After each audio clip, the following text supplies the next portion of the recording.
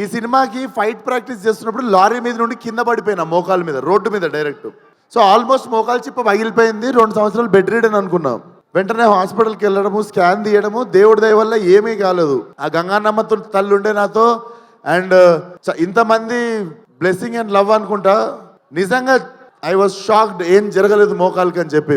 ఆ టైంలో చాలా మంది నాకు ఏమైంది అని చెప్పి టెన్షన్ పడ్డారు.